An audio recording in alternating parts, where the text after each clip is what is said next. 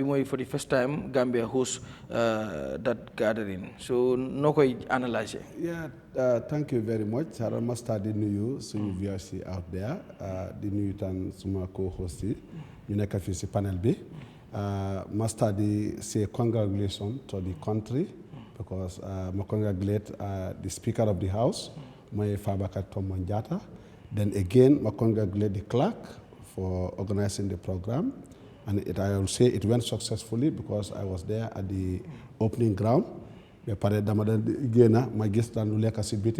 will say congratulations to them all, including the head of the state for all his contribution because they're gonna Fabakary Tombong Jatta Lumwa assistance for this different conference be a successful one.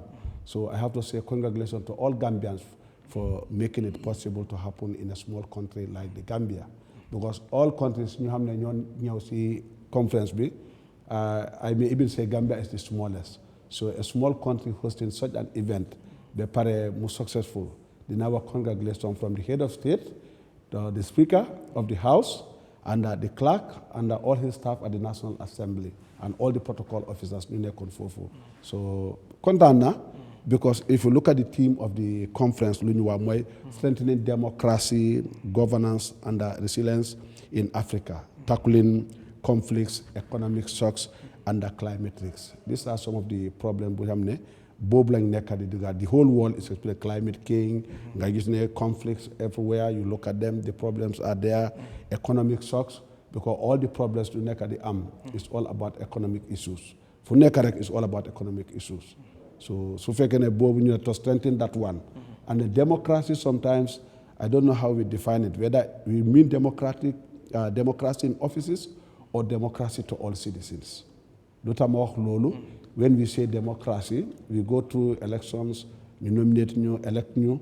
Is it for us to enjoy or is it the people out there? You enjoy. So whether we understand what democracy is all about. Not we have in meetings here talking about the word democracy. The people at the grassroots there, none of them is enjoying that democracy. It's not about you, it's not about me, it's not about the present politicians, but it's about the future generation, the born ones and the unborn ones. What kind of environment are we creating for them? Politics be. Okay. Wow. So balaa dem ci panel lan nga foog ni tam this gathering this conference mën na koo indi maanaam impact bu ñuy wax. No, the impact it will bring one. boo xoolee team bi rek. Wow. So, one, the impact it's going to bring, it is going to connect Gambia to the outside world. That's going to connect, and then you have a lot of countries, bigger countries like Nigeria and others. It could even yield economic gains for the country because they're going to spend here. That's number one. And the Sunya feel Lubari Muna again because so is a team being tackling conflicts, economic shocks. So discussion Bobo Muna in the project you say Gambia. You know one thing I like Gambia, they said smiling coast. That's naturally on us. Why the really Gambian, we are already peaceful. The first thing is going to comment about Gambians, Gambia is a very peaceful country. That is naturally on us. Yeah, Lord Kadina in the Lubari, Hanga Fumu Gamma Neka. Famne dal nit yi dañ bëgg jàmm mun na indi lu bari. So loolu kay this forum, this is the first of its kind. About how many countries? 19 countries. Some of them are powerful. We can exchange resources, create jobs, opportunities, and then other issues. So c'était ñaata ñoo nekk di migrate dem Europe there fofu. You look at again the agreement between Spain and the Gambia. Ñaata ñoo nekk di dem fofu. What if Africa we are able to at least work together, open our borders. Lodina in the Lubari. So Likai is Muna open doors of opportunity to almost all Gambians and even non-Gambians. Okay. Nan nga jàngate tam speech ki nga xam ne mooy di speaker speech bi nga xam ne deliver na ko ak itam promise bi nga xam ne joxe na ko lu jëm ci National Assembly bu Gambia rawatina yéen parliamentarians yi pour ni ngeen di join hand ba gis ne team bi mooy how to tackle conflicts lu jëm itam ci economic shocks ak yeneen yi nga xam ne tamit yéen rôle bi ngeen ci war a play yéen itam. You know, when it comes to issues, to tackle issues, it should be a collective responsibility of every Gambian and even non-Gambian. It's not about the National Assembly, Every one of us has a role. The media has a role to play. The National Assembly has a role to play. And then there is one speaker there during the opening ceremony from, is it Botswana? In fact, I picked her words, the statement that she made, by saying that laws without food, he said we are lawmakers, but laws without food is nothing. Ñu ñëpp dégg nañ ko mooy suñu amee loi nit amul lu ñooy lekka is nothing. Mu ne suñu amee loi nit amuñ liggéey is nothing. So loolu miin na lu bari because conference bi is all about that. So you say because loolu mooy conclusion mu ne laws without food is nothing. Laws without jobs is nothing. Laws without access to proper health care is nothing. Mooy yokkaat yeneen laws without proper shelter mu ne is nothing. So lii yëpp is about the well-being of the people. So lii kenn mënut a def even government alone cannot do it. That's what I always say. Government has a role to play, but all of us, it's a collective responsibility, be an opposition or not an opposition, be a farmer or not a farmer, all of us should contribute towards the betterment of this country, not only one side. Wow. Mr. Bojang, nan nga gisee comme tey ñu ko waxee rek last Wednesday ñu ngi doon discuss di anticipate lu jëm ci this programme finally gars yi ñu ngi ci kawam tey mu nekkoon di official opening lot of speeches wax nañ ko fa maanaam kàddu yu bëri jib na fa from the speaker the head of the state nga ñëw ba ci clerk bi ak yeneen speakers yoo xam ne wax nañ foofu noonu nga gis tamit team bi tey Gambia host gathering bu mel nii ban jàngat nga ci am for the first time mu host ko muy this Commonwealth conference. Jërëjëf mujjee ma toppa actually the entire conference. Today was a very busy day for me. But comme ni ma ko waxee the other time we will congratulate ñu nga xam ne taxaw nañ to gis ne lii am na lu tax the economic activity bu mun a xëj si diggante bi is a good thing because they will spend here because ñi ñu ñëw most likely they would have a much more higher purchasing power than ordinary Gambians. So loolu rek baax na pour suñu koom-koom bi networking opportunities and probably temporary jobs you might create because OIC I believe foog ñu ut ni ñu nga xam ne they will be there to serve these people in terms of waiters, waitresses and other temporary staff. So loolu yëpp baax na si koom-koom bi and then of course the speeches mujjee ma déglu benn but comme moom ni mu ko waxee am na loo maker bu wax ne am loi te sa nii ñu ngi xiif amul njëriñ now loolu am na impact ku ko déglu at least may na la xel wala may na la jubluwaay si nag nga war a xool sa dëkka ak ñu nekk di def loi bi defar loi bi even ñooñ ñu nga xam ne parliamentarians lañ seen boppa loolu daf leen ay fateku ne okay we can be making laws but it's equally important that our people have something to eat, our people have jobs to do. So loolu is a good thing. So ñu ngi jërëm di sant the entire machinery, the speaker, the clerk and everybody nga xam ne def nga si and Gambians also for whatever part they have played or for giving the chance to these people pour ñu def ko parce que public office kenn moomu ko. So those are some of the things nga xam ne they stand out as far as this is concerned. Jërëjëf. All right. Kifa comme nuñ ko waxee woon the last time rek lu jëm ci this conference finally am nañ ko comme nuñ ko waxee rek boo xoolee bi mooy first time Gambia host conference bii nii waaye yu fa jub ak lu bari expectation yi nga bari ñu ngi koy def ak tamit team bi nga xam ne moom lañ doon waxtaanee tey ban jàngat nga ci am ak itam doyo bi nga xam ne bi programme bi la wala conference bi am na ko réew mel ni Gambia host ko.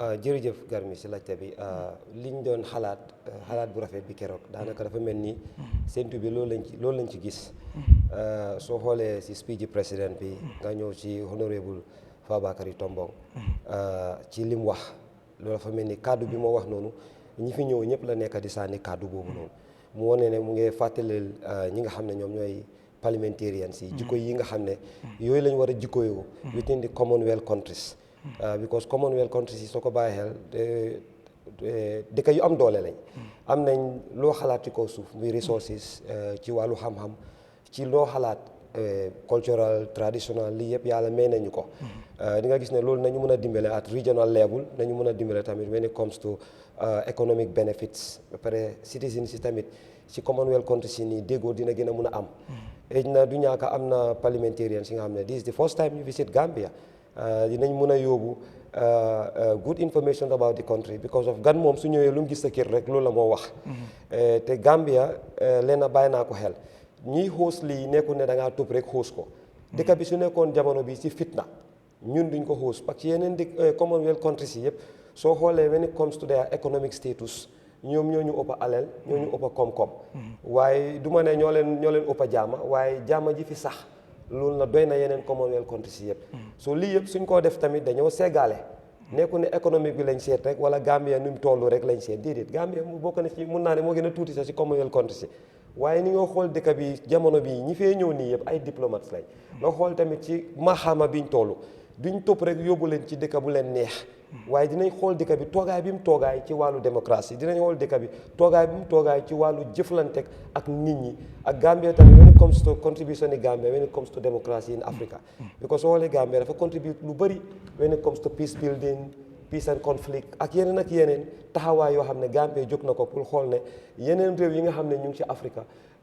fitna bu fa amee Gambia daf dee bokk ci ñi nga xam ne dañuy jóg pour dox tànka yooyu noonu lii yëpp bokk na ci li nga xam ne mu ngi ñoo jox tur nga ñëw xool citizens yi nga xam ne ñun suñ boppa bu ñu génnee sa asa individual Gambia ni mu dee mel ci biti hospitalité am jikkoom daf dee rafet macha allah nekkul ne li ma nekk Gambien sa moo tax ma ko wax lii yëpp bokk na ci li nga xam ne mu ngi ñoo jox daraja boobu noonu ñu ngi ko rafetlu di rafetlu président bi ak honorable Fabakary ak parliamentarian si fa ñëw yëpp rawatina ñun suñ Gambian parliamentarian si comme nu ko honorable Keba waxee rek wax bi mu fi wax soo ko bàyyee is very fair and balanced ne Gambia lii lañ doon séentu and it is successful su dee dañoo waxante dëgg rek lii lañ doon ñaan tey mooy opening bi xam nga lu nekk tàmbale bi ibi bu rafetee rek tëj bi dina rafet léegi leneen nag moo ci ëmba ci biir wax bi mooy ne liñ fi waxtaane yëpp am na solo waaye buñ delluwaatee suñ réew yi dañ fexe jikko yooyu noonu ak xelaat yu rafet yooyu noonu ñu mun koo implement nga xam ne dafa reflect the citizens of those countries man lii laa bëggoon a gàttal daal ci kàddu gi mi ko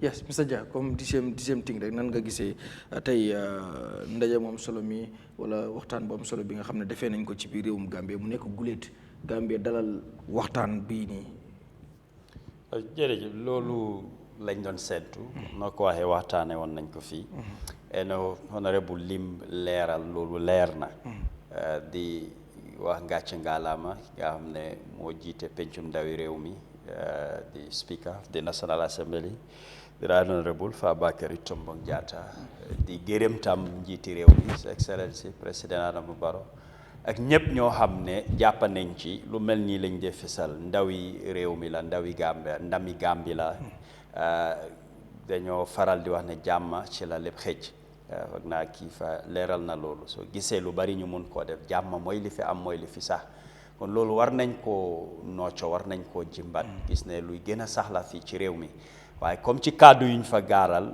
yaakaar naa njàngat la pour wane ne du mbiri du dépôt rek ci loi waaye loi boo xam ne dafa mën a isi yokkute ci réew yokkute ci nit ñi lu ci am solo la waaye soo bëggee defar loi rek pour gis ne ku wàcca yoon ñu teg ko ci yoon ku def dara ñu duma ko loolu rek doyut waaye war naa nekk loo xam ne luy dooleel nit ñi surtout ci démocratie ngir li ñoo séentu maanaam soo waxee jëm kanam nit ñi dañ ci war a gis seen boppa dañ ci war def feeñ man loolu mooy suma góom-góom ci développement ne développement doo ko ndamoo lu nit ñi seen boppa dafa am fi nga leen génnee yóbbu leen feneen foog ñu am yéeg-yéeg bi foog wecceeku boobu ñu ànd ak wecceeku bi ci lu ñoo dunda ci loo xam ne loolu lañ nekk di jànkuwanteel lii mooy mun a tax nit ki mu ndamoo développement waaye su dee si sampa yaatal ak taaral te nit ñi ñu ngi si jafe-jafe di am coono développement boobu des na ndoorte la lañ ko mun a wax ci ban anam maanaam bi mooy njëlbeeni yoon Gambia mu mun a dalal façon jotaay bu mel nii kon nañ